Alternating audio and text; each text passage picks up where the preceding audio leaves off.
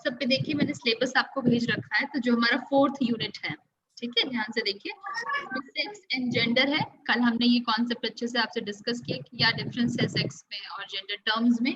फिर masculinity and femininity है, biological and cultural determinants हैं मैस्कुलिनिटी और फेमिनिटी के, और पेट्रियार्की एंड सोशल इंस्टीट्यूशंस है, being male and female in Indian society, social traditions and contemporary issues, exploring the issues of violence against women, laws, policies and program for children and women। तो ये portion हम start कर रहे हैं, ठीक है। पहले तो सेक्स एंड जेंडर ये टर्म हम आपके साथ डिस्कस कर चुके हैं, आज हम लोग मैस्कुलिनिटी और फेमिनिटी पे डिस्कशन करेंगे, ठीक है।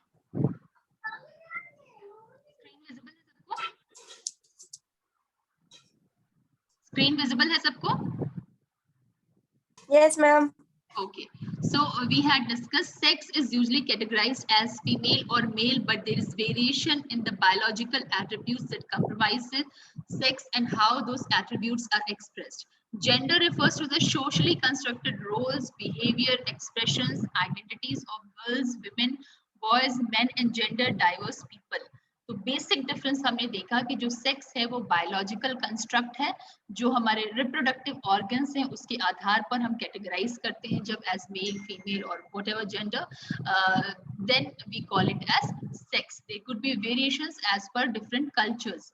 और जेंडर जो है वो सोशल कंस्ट्रक्ट है, जिसमें more than the biological difference it is society created maybe expectations, rules, behavior, expressions which are attached to a particular category as male, female or transgender or whatever। So that is gender। तो gender social construct है और sex जो है हमारा वो biological construct है। अब हम आते हैं मैस्कुलिनिटी और फेमिनिटी पे कि ये टर्म्स की मीनिंग क्या है जो हमारे सिलेबस में है। The term masculinity and femininity refers to traits और characteristics typically associated with being male और फीमेल रिस्पेक्टिवली।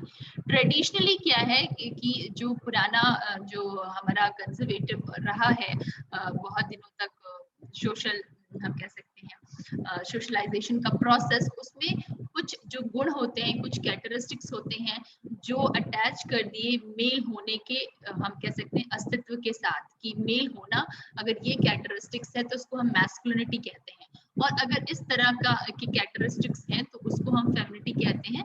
तो ये जो कैटेगराइजेशन है हम कह सकते हैं कैरेक्टरिस्टिक्स का, ट्रेड्स का, गुणों का मेल फीमेल होने के आधार पर उसको हम मैस्कुलिनिटी और फेमिनिटी से समझते हैं। और जो कुछ ट्रेडिशनल कंजर्वेटिव थॉट प्रोसेस है कि क्या मैस्कुलिन फीचर्स होते हैं, क्या फेमिनिस्टिक फीचर्स होते हैं, उसको अभी हम डिस्कस करते हैं।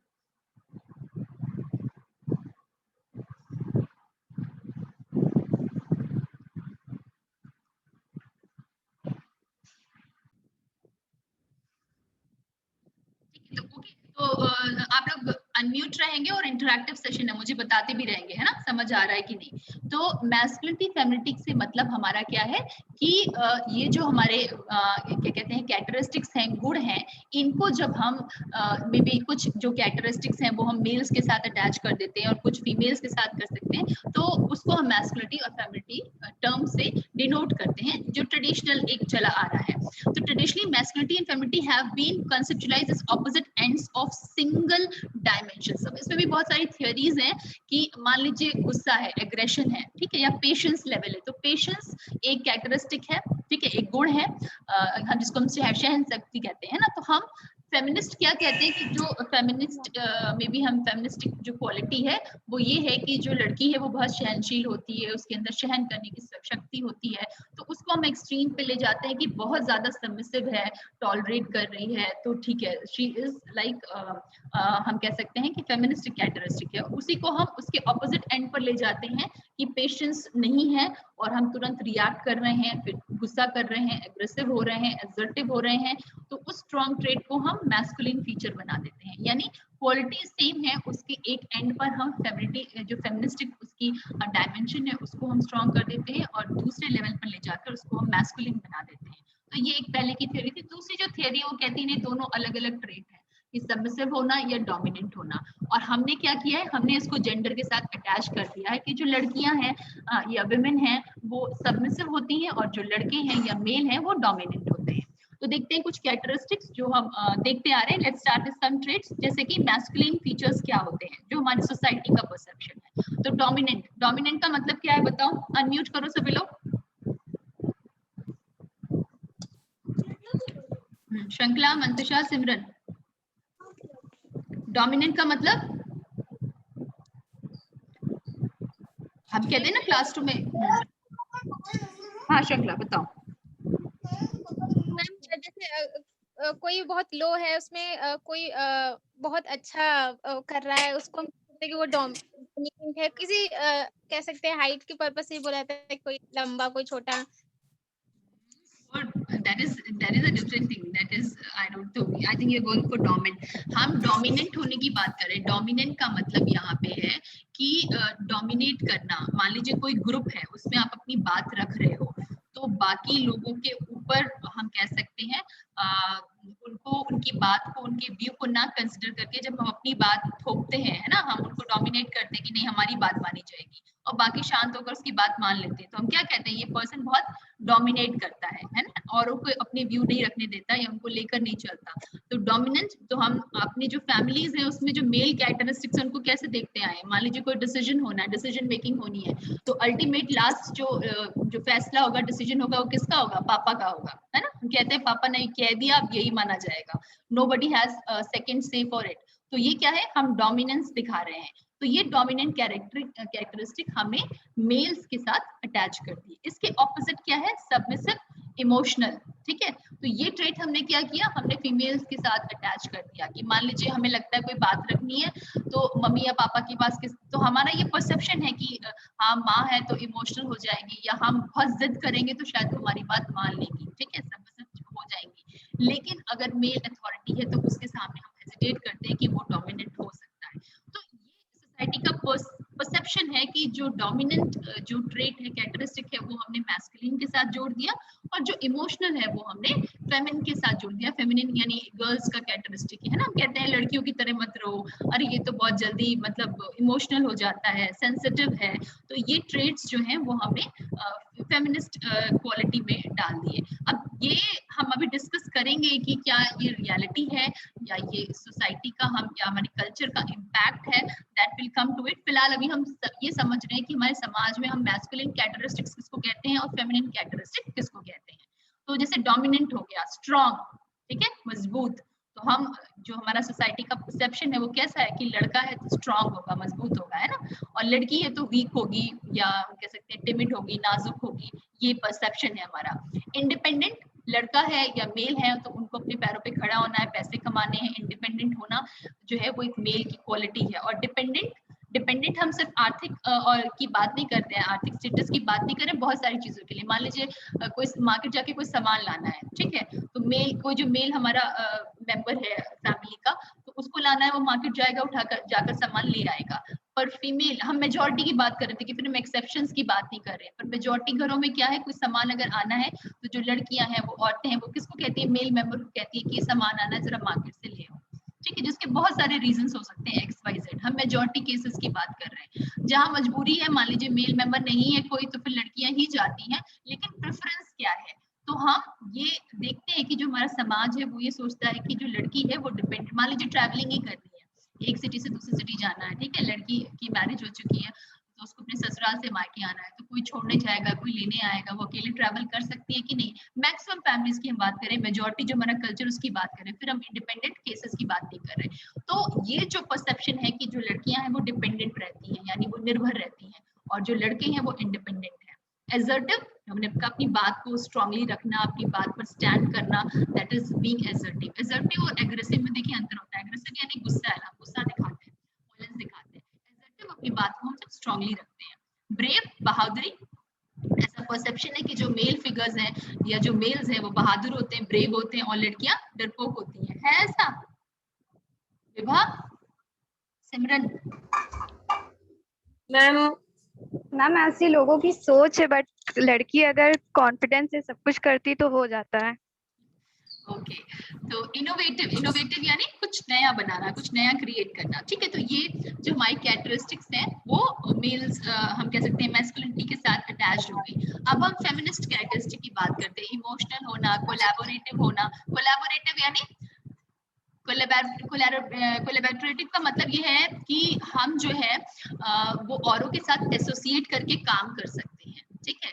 सो कोलैबोरेटिव मतलब कि अगर सामंजस्य बिठाना है, ठीक है। फैमिली में हम कहते हैं ना, हमें अपेक्षा हमेशा लड़की से क्यों करते हैं, माँ से क्यों कहते हैं कि अरे इनकी जो बहू है वो अच्छी नहीं है इसलिए घर में यूनिटी नहीं है, सबको लेकर नहीं चल रही। क्यों ऐसा कहते हैं? हम लड़के को क्यों नहीं कहते कि ये क्यों नहीं यूनिटी करा रहा, या इसकी वजह से कुछ गड़बड़ हो रहा होगा? क्योंकि हमारी अपेक्षाएं हैं कि जो फीमेल है उसका जो स्वभाव होता है वो कोलैबोरेटिव होना चाहिए, यानी सबको लेकर चलने वाला होना चाहिए। तो हमारा ये जो है स्टीरियोटाइपली ये जो क्वालिटी है वो हमने अटैच कर दी, इसलिए हमारे जो सोशल एक्सपेक्टेशंस होते हैं वो फीमेल से ऐसे होते हैं, ना कि मेल से। नर्चरिंग, देखिए जो एक हम कह सकते हैं जो बायोलॉजिकल कारण हमको दिखता है, अभी हमें डिस्कस करना है कि फेमिनिस्ट और जो मैस्कुलिन कैरेक्टरिस्टिक्स होते हैं उसके बायोलॉजिकल फैक्टर्स क्या है और सोशल कल्चरल फैक्टर्स क्या है। तो देखिए बायोलॉजिकल जो फैक्टर है वो एक ही है, जो हमारा रिप्रोडक्टिव सिस्टम है, यानी जो चाइल्ड बर्थ का एक हम एक कह सकते हैं जिम्मेदारी है वो विमेन को है, या हम कह सकते हैं एक ब्लेसिंग है।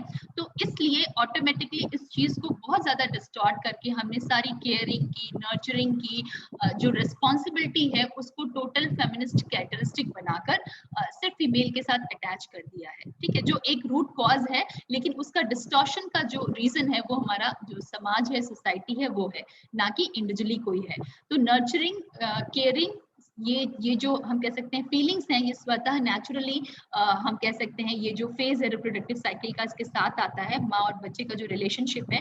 पर इसी नर्चरिंग और केयरिंग रिलेशनशिप को हमने ओवरऑल जो है फेमिनिस्ट कैरेक्टरिस्टिक से जोड़ दिया है कि उसको हम्बल होना है, उसको वनरेबल होना है, उसको नर्चरिंग होना है, उसको इमोशनल होना है, और जो हम कह सकते हैं डोमिनेंसी है या एग्रेसिव नेचर है या स्ट्रेंथ है वो हमने मैस्कुलिन क्वालिटीज के साथ अटैच कर दिया है, ठीक है।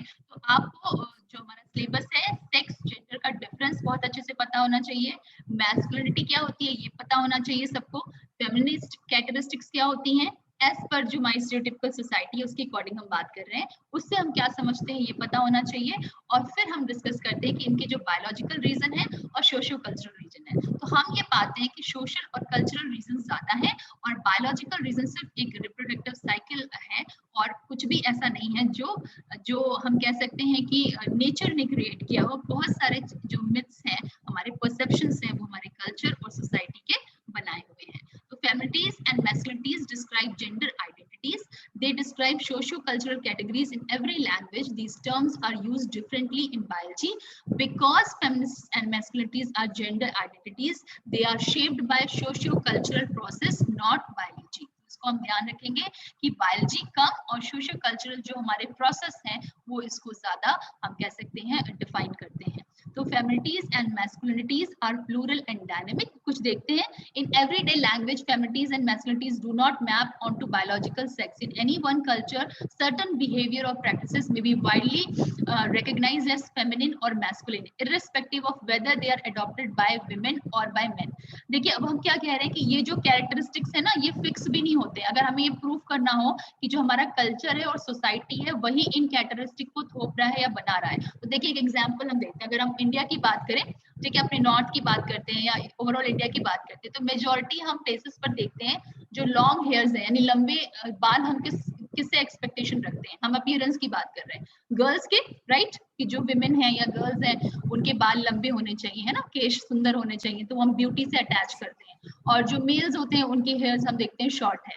लेकिन इसी कैरेक्टरिस्टिक को अगर हम कहीं और लेकर जाते हैं, ठीक है, जो हमारे हम वेस्ट इंडीज जाते हैं या जहाँ पे बहुत सारे ऐसे कबीले हैं, हम कह सकते हैं ट्राइबल एरियाज हैं, जहाँ आपने देखे मेल्स के जो हेयर्स हैं वो लॉन्ग होते हैं, बड़े होते हैं, और जो विमेन है उनकी तरह ही होते हैं। बहुत सारे ऐसे ट्राइब्स जिसमें दोनों के बाल बहुत शॉर्ट होते हैं, छोटे होते हैं।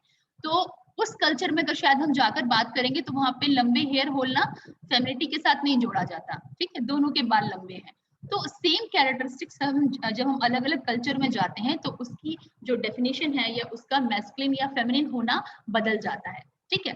मान लीजिए हम हंटिंग की बात कर रहे हैं, हम स्ट्रेंथ की बात कर रहे हैं, तो हम अगर किसी ट्राइबल एरिया में जाकर देखेंगे, जंगल में जहाँ पे कोई भी फैमिली रह रही है, तो वहां जब शेर, चीता या कोई भी जंगली जानवर आएगा तो वो देखकर तो खाएगा नहीं कि आदमी है कि औरत है।